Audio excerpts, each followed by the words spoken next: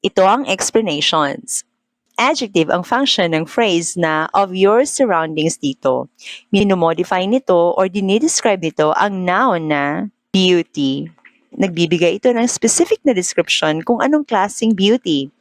Beauty ng surroundings. At dahil noun ang kanyang minomodify or dinidescribe specifically, isa itong adjective phrase. Noun ng phrase na his throbbing headache dito. Makikita natin na kasunod ito sa preposition na because of. Ang mga prepositions ay susundan lamang sila ng nouns or pronouns at tinatawag itong object of the preposition. So ang phrase na to ay isang object ng preposition. At ang noun lang ang pwedeng maging object ng preposition, hindi ang adjective or ang adverb.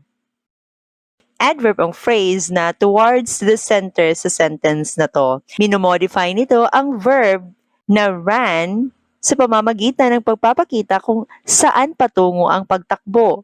Ang mga words na nagmo-modify or nagdi-describe ng verb, adverb ang function niyan.